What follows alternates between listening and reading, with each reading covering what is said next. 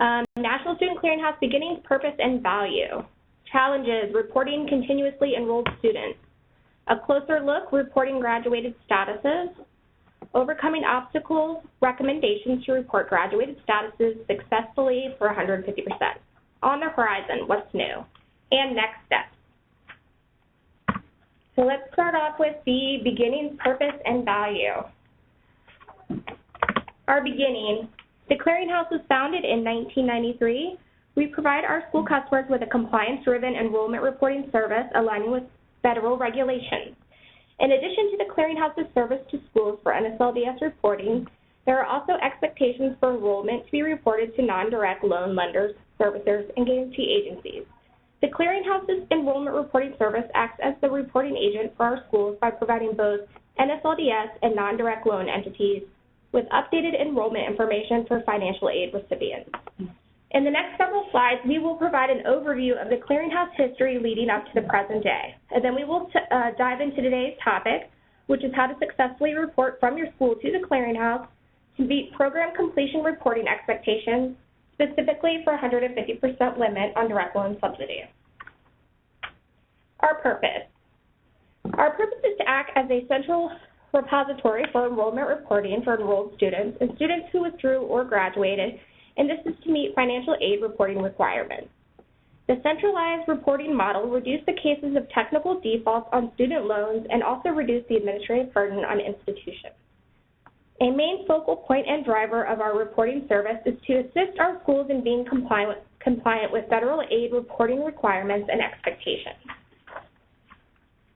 This slide illustrates the enrollment reporting process for an institution prior to the National Student Clearinghouse. Prior to the Clearinghouse's inception, the process of reporting enrollment for aid recipients was primarily paper-based. And so with the Clearinghouse inception, a somewhat clunky process was streamlined while cutting out a great deal of the once paper-reliant process. Prior to 1993, there was a growing buzz about students defaulting on their student loans. The Department of Education was reporting default rates in the early 90s that were over 22%. However, when the federal government started investigating, they discovered a main contributor to the default rate was actually that of technical default. This was due to a more cumbersome and sluggish paper processing, resulting in students being reported as not in school when in actuality, the students had simply either re-enrolled at the same institution or transferred to a new one. And so with support from the financial community, the National Student Clearinghouse was established as a nonprofit organization with the purpose of developing processes and procedures to assist and alleviate pain points for educational institutions, their students, and student loan entities. The Clearinghouse mission. We serve the education community by facilitating the exchange and understanding of student enrollment, performance, and related information. On the next slide, we will move into today's topic, and that is of reporting graduation for the perpetual student. Perpetually enrolled students are your students who earn a credential at your institution and then continue on at your school without any breaks in enrollment. Additionally, we will include a bonus case study for the scenario where a student is awarded a degree at your school long after the student withdrew from your institution. And now my colleague Jennifer will discuss the continuously enrolled student. Jennifer. Thank you so much, Jamie. Just to forewarn you, the next slides are going to be some pretty text-heavy slides. So for the continuously enrolled students, there is a truly unique challenge for 150% reporting that we're going to discuss today for the webinar. So we really want today's presentation to act as a resource to bring awareness to this challenge and also to offer solutions to avoid some of the challenges with reporting the graduated enrollment status for 150%. So in the rest of the presentation, we're going to refer to graduation in two different ways. One will be just saying graduated, and then the other one will be G status. So anytime we say either of those, we're just using them interchangeably, but it basically means the graduated enrollment status. Challenges are in great part due to a combination of the options available to students in obtaining academic credentials, which relates to the behavior of students' enrollment, and this also plays a key role impacting and affecting 150% reporting. So first and foremost on this slide right here, We want to talk about the difference between the campus level enrollment and then the program level enrollment that makes up the entire record that you're sending to us on your enrollment files. So the simplest of the two, up at the top for campus level enrollment, it's simply, this is the enrollment status overall at your institution. And then for program level enrollment, that's where things get a little bit more complex and layered. So for the last bullet, there are certain events when an additional program field should be included showing graduation in a program while you're also showing that the student is in school at your institution, basically that they're a perpetual student or continuously enrolled student. So the next slides that we have for you provide an overview of how this 150% reporting challenge can present itself based on student enrollment behavior and also just the flexible options that are out there for students today and how these factor into impacting graduation reporting for 150%.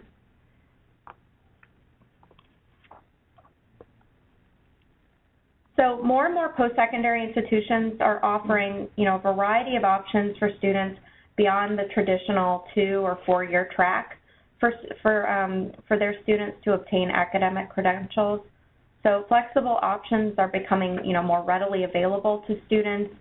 They're more ubiquitous, if you will, allowing them greater accessibility to earning credentials and, and reaching their post-secondary goals. So some examples of those would, we have those listed here, but to name a few would be reverse transfer and then, various certificate programs. So with 150%, NSLDS, what they're doing is they're utilizing the program level enrollment data to calculate for the 150% direct loan limit, and that's going to be specifically for students where the 150% calculation would apply. And that would be students that are subject to that 150% direct loan limit subsidy calculation. So it's important that all program level details for a graduated enrollment status are reported out to NSLDS. So the reason why all of this is so important is this shows program completion. And that's the new thing with 150%, what NSLDS is looking for. They're looking to see that students have completed programs so that for the event they have to calculate for interest loan for the interest loan subsidy, that they actually can do that with success. So for enrollment reporting for college to clearinghouse, there are going to be instances where the program level details for a graduated status must be included on an enrollment record when you're uploading data to the clearinghouse via enrollment reporting file. So on the next slides, we're going to provide, what the clearinghouse's advisement is for best reporting practices, and also we're going to showcase just some common enrollment reporting scenarios that you may encounter and may be familiar with, and hopefully those will speak to you. And we're going to recommend some reporting solutions specifically for the purpose of addressing that reporting challenge for 150% with getting that G status successfully out to NSLDS the way that we want it to. Additionally, we're going to include a bonus case study, and the bonus case study, and Jamie will describe it later, isn't about a perpetual student, but it is another reporting scenario that is related to 150% and G status reporting. So we wanted to include that in this presentation for you as well. So best reporting practices. We've listed track A and track B. For the purpose of this webinar presentation, we have called one of the tracks track A and one track B. This is limited just to this presentation, so it isn't clearinghouse terminology or coined terminology for our services. We're just trying to showcase and differentiate the different types of reporting that we have for our schools. So as someone on this particular webinar today, you're going to either usually identify yourself as a track A school or a track B school. So to get into the slide, the track A schools, those are our schools that report the graduated enrollment status to us using the enrollment reporting service. So the different ways you can do that, you would send it to us on a scheduled file or on a graduates only file, or using our online update feature where you're updating just an individual student record. So those are our Track A schools. Our Track B schools, those are our schools who are reporting both degree file data to us, degree records, and then those schools are using NSC functionality to actually add in or append a graduated enrollment status to each student's enrollment history for the event that they graduate.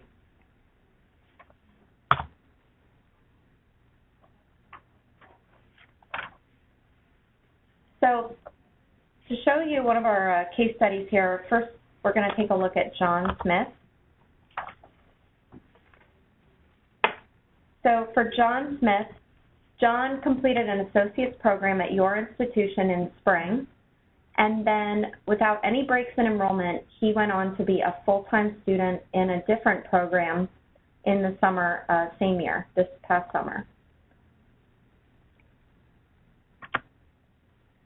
For the Track A schools, these are going to be the schools that submit graduated statuses to us using the enrollment reporting service. The way that we advise is to report the program level graduated enrollment status to us using your enrollment reporting files. And you're going to put the graduated status for that associate's degree from the prior spring. You're going to include that in an additional program field where you're showing that the student is in school at the campus level, and also that they are in school in program 1, and then program 2, that's where you're going to put that G status. And then our Track B schools, these are our schools who report degree files to us, and then we actually, Clearinghouse, we add in a G status to the student's enrollment history on your behalf. So for our Track B schools, in addition to including a degree record for that particular CIP and credential level on your degree verify file, just as you always have done, in addition to that, you're also going to want to report the program level graduated enrollment status on the enrollment reporting file side as well. So that would be an additional program field of G for John Smith, or students like John Smith. So our second case study here is going to be Eugene Fargel. And Eugene, like John Smith, Eugene completed an associate's program at your institution in the spring. And then after graduating, Eugene went on to, again, no breaks in enrollment, and we're operating under the assumption that, at least for your school in this hypothetical, that your school has an optional summer term. So without any breaks in enrollment between required terms, Eugene goes on to do another program at your school in the fall. So for our Track A schools, you'd either want to report the program level graduated enrollment status using enrollment reporting file to NSC, and you could send that on your final spring file. And for that, you could report a G status at the campus level and the program level. That would probably be most appropriate. And then in the next fall, you'd report whatever their in-school status is at both campus and program level.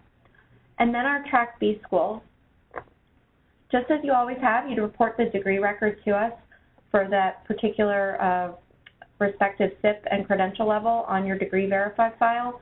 And this is where our functionality to actually append a graduated enrollment status does come into play and is pinged. And this is where Clearinghouse, we actually generate a G status on your behalf for that particular CIP and credential level at the campus and program levels. So our next case study is Aida Swanson. Aida earned a certificate in spring, earned in spring 2016 for a term that ended April 25th, 2016. The certificate award date is April 15, 2016, and is issued before the spring 2016 term has ended. Because the certificate is awarded during the academic term, the student's enrollment status at the campus level is in school, and the student's level, hold on a second, sorry about that. The student's enrollment status at the campus level is in school, and this can cause a challenge with successfully reporting the program level graduated status for the 150%. So let's go through the enrollment reporting service. So the student awarded a credential degree certificate during the term. So be sure to report the program level graduated enrollment status via the enrollment reporting file to the clearinghouse. And reporting a graduated enrollment status at the program level fulfills the 150% reporting expectation, which is to show program completion for the specific CIP credential level. So for the track B, the G from DV, the student is awarded a credential degree certificate during the term. In addition to reporting the degree record with the CIP and credential level via the degree verify file, you will also report a program level graduated enrollment status through the enrollment reporting file to the clearinghouse. This may be an additional program field for the duration of the current term where it shows an in-school status at the campus level and in the program 1 field. Again, we want to be sure that the program level graduated status is sent from the clearinghouse to NSLDS to show program completion for that particular zip code. So here is our next bonus case study, which is Jane Cheun. This case study is considered a bonus. We wanted to include this in the presentation. Jane is actually not a perpetual student. However, Jane could be affected by the graduated status not being sent to NSLDS. The scenario can affect 150% reporting related to the graduated enrollment status, even though the student is not a perpetual student. So I'll go ahead and explain Jane's enrollment on the next slide. Jane attended Homecity Community College in fall 2014 and is working towards an associate's degree. Jane withdrew from Homecity Community College after completing fall 2014 term. Jane later attended a different school, Hometown University, in spring of 2015. In spring 2016, Jane qualified for an associate's degree at Homecity Community College based on the credits she earned at Hometown University, subsequent to withdrawing from Homecity in fall of 2014. So for the enrollment reporting service, the track A, students awarded a degree more than 4 months, 120 days after withdrawn status effective date. You will want to report the graduated status, enrollment status via graduates only file to the clearinghouse, or if there's only a few affected students, you can update them through the online update process. And you want to actually update the graduated status at the campus level and the program level. For track B, the G from DV, student awarded a degree more than 4 months, 120 days after the withdrawn status effective date. In addition to reporting the degree record with the CIP and credential level via the degree verify file, you will also want to report the graduated enrollment status via the graduates only file to NSC, or if there's only a few affected students, you can use the online update process, and you would update the student's graduated status at the campus and program level. So those are the 4 main scenarios that we have identified that have potential to pose challenges related to 150% reporting expectations. We do hope this has been helpful, and we will include contact information in case there are any questions. The next slides include information about recently released and upcoming enhancements to our enrollment reporting service, as well as the clearinghouse's other resources available in contact details. So what's new on the horizon for us? These are some recent enhancements and solutions Clearinghouse has brought to fruition. In December of 2015, we did begin notifying NSLDS of students who weren't appearing on your institution's roster. So we filled a gap for, the event where certain instances where students weren't appearing on the roster. We provide our schools the ability to review students from NSLDS that are flagged as errors. And we've expanded resources in our school ops department just to be more efficient and effective with enrollment and degree data intake that are received from our schools.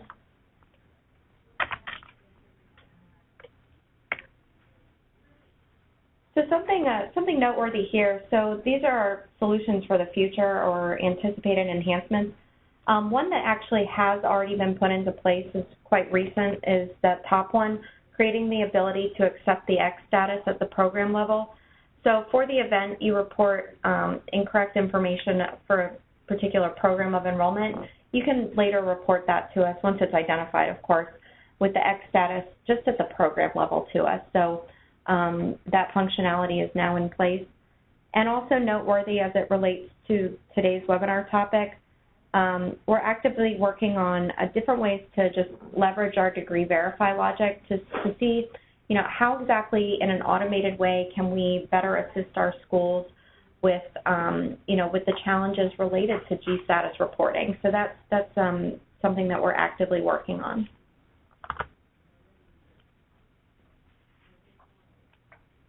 So a new page that we have on our website is Compliance Central. You can access this site from our Audit Resource Center and also from our School Operations section, the Enrollment Reporting for Student Aid Compliance section. So there's a lot of helpful information on here. We have some latest announcements there on the far right. So, any announcements that come from the department, we include links there. As we learn of them, we provide those links in a one-stop shop here for you. And also access to our blog posts. So we have revamped our Clearinghouse Academy. Our Clearinghouse Academy, which is spearheaded by Lisa Black here at the Clearinghouse, has a pretty interactive page on there. You can access live webinars. Also, on-demand tutorials are available, links to other resources, and an events calendar.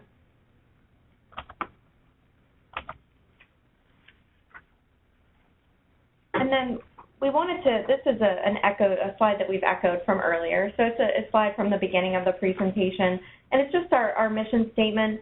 So we really wanted to end on this note. Our goal really and truly here at the Clearinghouse is to streamline the complexities associated with compliance reporting and ensure that the timely and accurate reporting of your student data to the Department of Ed first and foremost. So if you come across anything where you see an opportunity where we can do more or do better or be more effective or assist you more or support you better, please communicate that to us. I mean, your feedback is invaluable to us, so thank you so much. And here are some of our webinars that we've done in the past, and for future webinars, if you log on to the nationalstudentclearinghouse.org, you'll be able to see upcoming tutorials and webinars that are available. So now we're going to go ahead and address any questions that have come in the chat. So we have the first question that has come in is, what is the difference between Track A and Track B if the suggestion in each case is to report the G statuses via both tracks? Okay, let's say it. What is the difference between Track A and B if the suggestion in each case is to report the G status via both tracks? What I'm thinking, I want to make sure I'm interpreting this correctly. I think this is that the school reports a degree record on a degree file, but also reports graduated statuses to us using enrollment reporting. If I'm not sure for this particular school if their students' behavior, if it's commonplace for them to be continuously enrolled at your school. If you use the Degree Verify service and you use the optional functionality to have Clearinghouse have us generate a graduated status from your degree files, then it can be, there are events where you would want to report a G status to us at the program level specifically, while the students at some other in-school status at the campus level.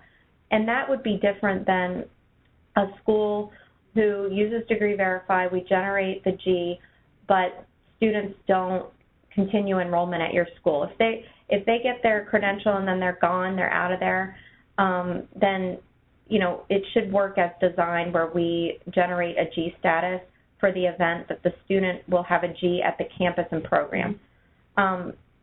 it's more for the student that continued on. It's for the student, exactly. The reason why things have gotten so complex with 150% is because of that program level enrollment, where there are instances where the student is considered in school at the campus level, but they've also completed a program.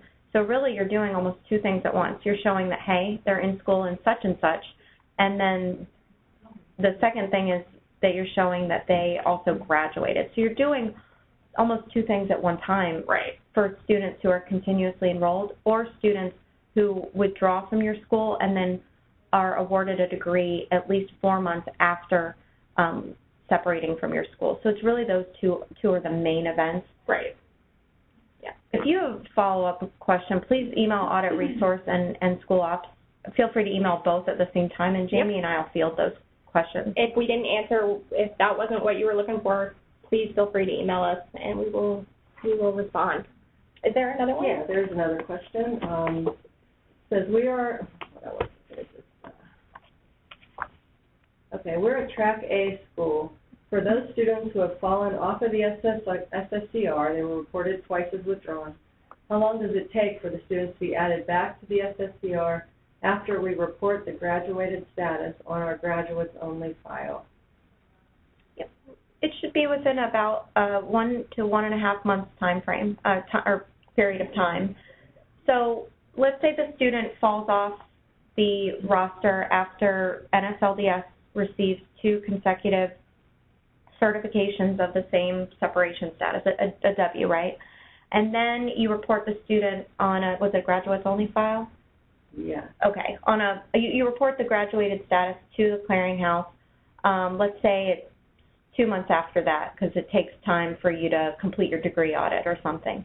Then we have logic in place that will actually ID that student as being on a prior roster but not being on your current roster while having a current or a new status reported to us, and we'll actually push that student status out to NSLDS. That's our new add process. We'll push that student out to NSLDS, that newly reported G. So for that scenario, you really wouldn't have to, I don't know how to put it, you really wouldn't have to worry about a thing. You wouldn't have to take any direct action on getting them added back to the roster. We'll take care of that. The only thing I would suggest from a compliance perspective is maybe, once on a regular basis, pulling 5 random students in 5 random scenarios at your school and just tracking the flow from your system to our system to NSLDS, and then contacting our audit team if you have any concerns. And that way we can, we can look through things before, before audit time and things like that. Alrighty, that was our last question. So thank you guys so much for joining us today. If you have an additional question that comes up, please feel free to email us. The email addresses are on the screen right now, and we will respond as soon as we can. You'll also receive an email later with these slides and a short 5-question survey for you. Thank you again, and we hope to see you on a future webinar. Thank you so much. You guys have a good day.